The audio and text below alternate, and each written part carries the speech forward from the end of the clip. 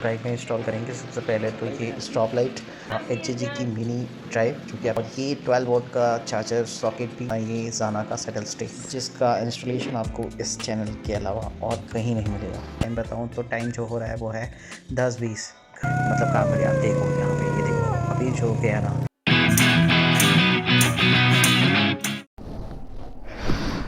तो गाइस आज की राइड के लिए हम निकल चुके हैं और ये जाना का अपना सेटल स्टे तैयार है जो अब तक किसी ने कवर नहीं किया है यूट्यूब पे।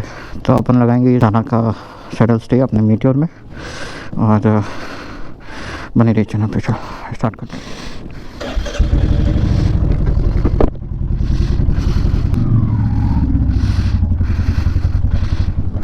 यहाँ पे क्या हो रहा है?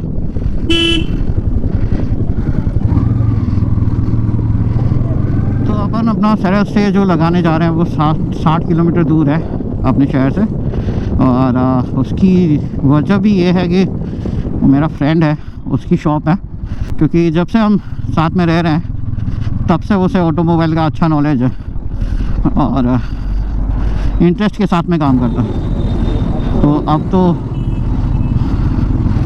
उसकी खुद की शॉप है कार डेकोर की, तो बाइक की एसेसरीज़ भी वो सेल करता है। अगर किसी को कुछ उसकी शॉप से अच्छा लगे तो आप ले सकते हो। आज के ब्लॉग में उसकी शॉप पे जा रहे हैं अपन 60 किलोमीटर दूर अपना सेटल स्टे लगाने और बहुत सारी एसेसरीज़ जो हैं अपनी राइडिंग के दौरान अपन को चाहिएगी। ये फर्स्ट टाइम है जो मैं पूरे गियर्स, मतलब अभी भी मैंने शूज़ नहीं पहना है क्योंकि वो ज़्यादा हो जाएगा, तो वो बोल के अभी शूज़ रहने दिया है। टैंक बैग मैंने कभी यूज़ नहीं किया था। ये ग्लव्स जो फुल गॉन्टलेट ग्लव्स भी पहली बार यूज़ किए हैं, इतने बड़े वाले। यूज़ टू होने में भी टाइम लगता है।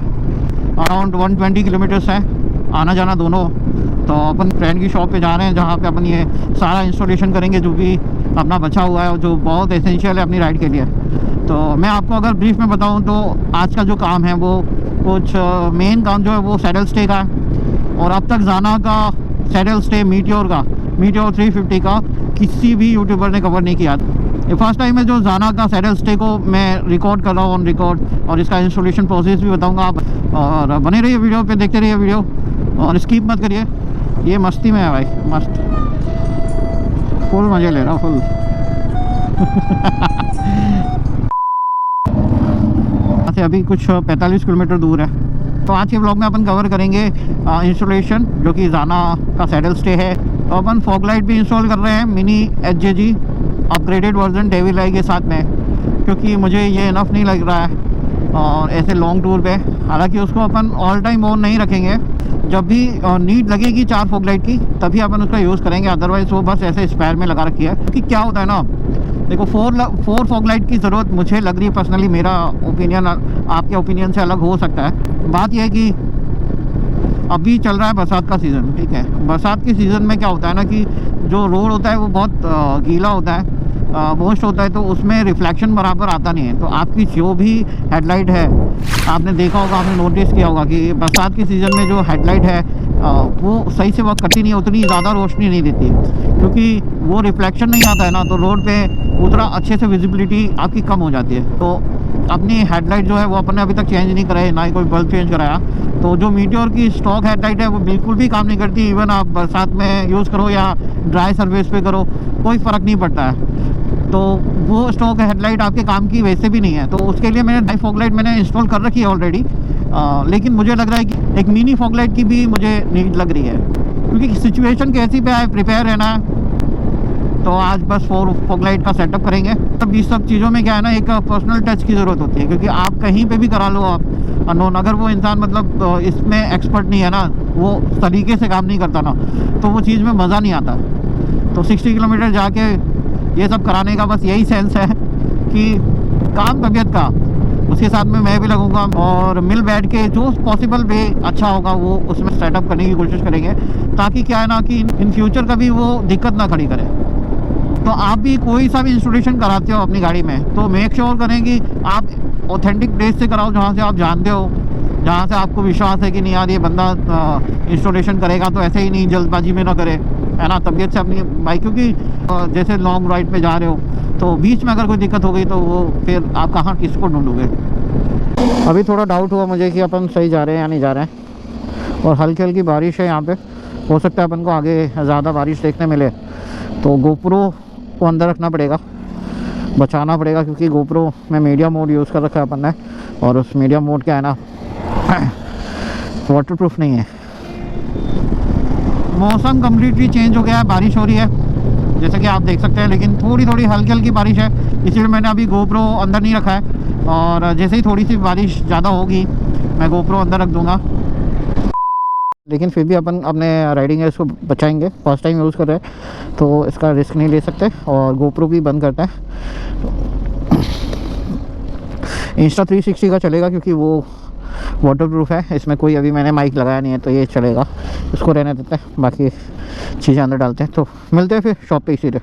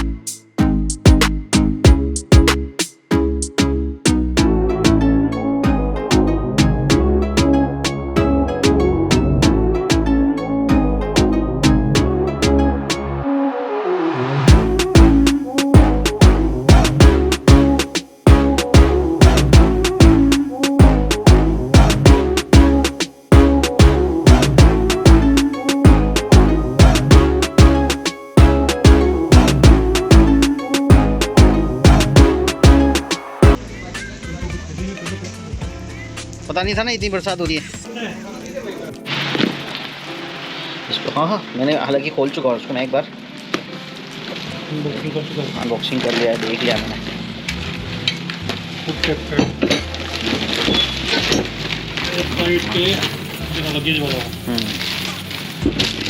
ये इन दोनों को जोड़ने वाला है फ्रिज, इसका भी इंस्टॉलेशन आराम से बैठ के देख, दोनों तरफ है क्या? हाँ दोनों तरफ। उसके ऊपर ये पता नहीं क्या है, वही अपन को देखना है। ये किस लिए यूज़ आएगी क्या पता? बोर्ड के ऊपर लगाने के लिए। बोर्ड के ऊपर लगाने के लिए बंटी देखेगा जो यहाँ पर हम अपनी बाइक में इंस्टॉल करेंगे। सबसे पहले तो ये स्टॉप लाइट रेड कलर की, उसके बाद में HJG की मिनी ड्राइव जो कि अपग्रेडेड वर्जन है, और ये 12 वोल्ट का चार्जर सॉकेट भी मैं इंस्टॉल करूँगा, और उसके बाद में अपना ये ज़ाना का सेटल स्टे, जिसका इंस्टॉलेशन आपको इस चैनल के अलावा और कहीं नहीं मिलेगा। तो एक वॉक अराउंड में दे देता हूँ आपको मॉडिफिकेशन से पहले। वाई फॉग लाइट मैंने लगा रखी है HJG की, इसके अलावा कोई ख़ास मॉडिफिकेशन नहीं हो रखा है, एकदम रॉ बाइक है, और ये फर्स्ट टाइम है जो अपन गाड़ी अपनी रेडी करा रहे हैं लॉन्ग बाइक के लिए। तो शॉप का नाम मैं बताऊँ आपको, हाईटेक कार डेकोर के नाम से ये शॉप है, जो कि आपको भिंडर उदयपुर में मिलेगी। आप यहाँ पर आके अपनी बाइक हो, अपनी कार हो, उससे रिलेटेड आप एसेसरीज़ ले सकते हैं, आप मॉडिफिकेशन करा सकते हैं, आप किसी भी टाइप का इंस्टॉलेशन यहाँ करा सकते हैं। किसी भी तरह की इंफॉर्मेशन के लिए आप इनको डायरेक्ट कांटेक्ट कर सकते हैं, मैं इनका कांटेक्ट नंबर मेंशन कर दे रहा हूँ। तो सबसे पहले जो हम इंस्टॉल कर रहे हैं वो है ज़ाना का सेटल स्टे, क्योंकि इसको इंस्टॉल करने के लिए थोड़ा सा एफर्ट ज़्यादा लगाना पड़ेगा, क्योंकि ये थोड़ा सा ट्रिकी हो सकता है।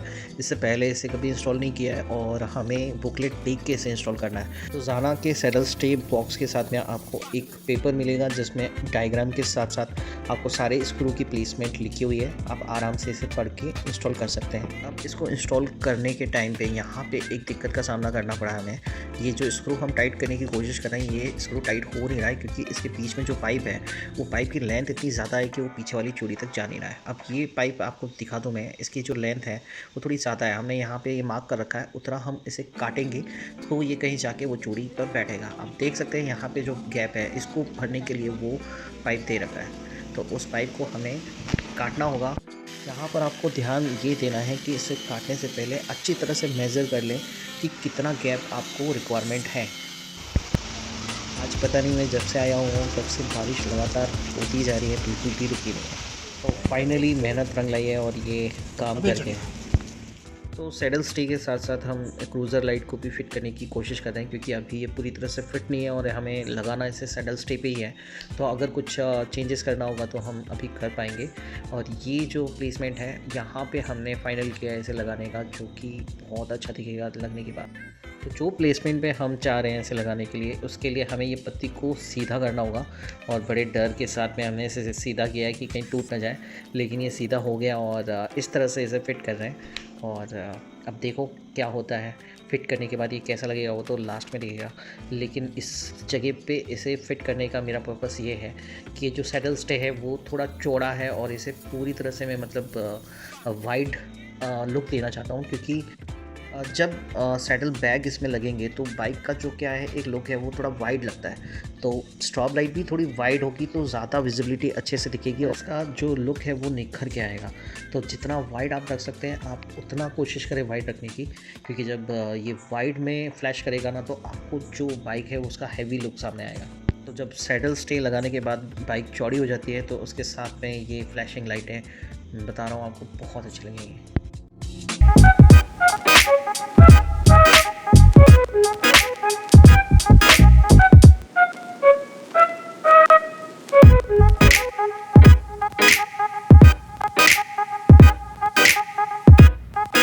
नहीं चाहिए, बाय डिफ़ॉल्ट जो इसके साथ में पैटर्न आता है मैं उसी से खुश हूँ, वही मुझे अच्छा लगता है और वो सोबर भी लगता है। तो ज़्यादा पैटर्न चेंज करना नहीं है, तो इस बटन को मैं यहाँ फिट करा रहा हूँ। तो लास्ट टाइम जब मैंने वाई फोक लाइट इंस्टॉल करी थी तो ये जो वाई फोक लाइट का फ्लैशर है उसे मैंने टूल बॉक्स में रखवा दिया था जल्दबाजी में। तो जब भी मैं टूल बॉक्स खोलता था तो वो बड़ी मुश्किल से फिर बाद में बंद होता था। तो मैंने अभी इस फ्लैशर को सीट के नीचे फिट करा दिया है ताकि टूल बॉक्स खोलने बंद करने में दिक्कत ना आए। तो अपनी क्रूज़र फ्लैशर लाइट फिट हो चुकी है। इसकी वायरिंग आप देख सकते हैं, यहाँ पे मैंने इसे फिट करवाया है। और दूसरी साइड में आपको दिखाऊं तो इसकी वायरिंग इस तरह से है जैसे कि ये एकदम कंपनी फिटेड है वैसा ही लगे।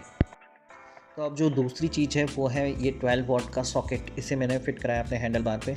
अब इसमें मैंने चार्जिंग वाला सॉकेट नहीं लिया है, सिर्फ ये डोंगल फिट करने वाला सॉकेट है, ताकि इसमें मैं ड्यूरासेल का या कोई अच्छी कंपनी का ब्रांडेड सॉकेट इसमें डालूंगा, जिससे मुझे फास्ट चार्जिंग का ऑप्शन भी मिल जाएगा। और इन केस कभी ऐसी कोई डिवाइस मुझे लगानी हो जो सॉकेट वाली पिन की हो तो वो भी यूज़ हो जाए।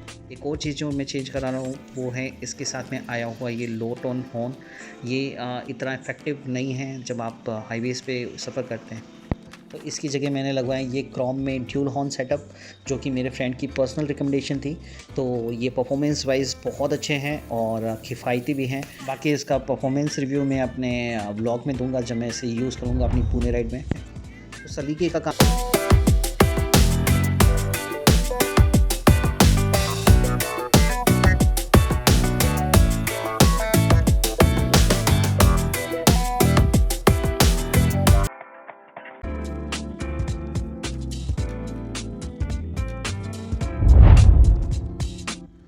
बारी आती है फॉग लाइट की। तो उसमें जो ऊपर की तरफ है वो वाई फॉग लाइट ऑलरेडी लगी हुई है। तो उस क्लैम्प के नीचे ही हमने एक बड़ा स्क्रू डाल के इसे मिनी ड्राइव को फिट किया है। और दूसरा कोई ऑप्शन हमें दिखा नहीं, एक ही ऑप्शन दिख रहा था जिसमें हमें लेग गार्ड में होल करके इसे फिट करना चाह रहे थे। तो होल करने को हमने अवॉइड रखा, क्योंकि होल अगर हम लेग गार्ड में करेंगे पाइप में तो उसकी स्ट्रेंथ कम हो जाएगी। तो उसे नहीं करके हमने क्या किया है, हमने वाई फॉग लाइट है उसके जस्ट नीचे स्क्रू एक लंबा सा लगाया है। और एक लंबा सा स्क्रू लगाने के बाद आप देख सकते हैं यहाँ पे वाई फॉग लाइट के जस्ट नीचे मिनी ड्राइव का क्लैंप लग गया है।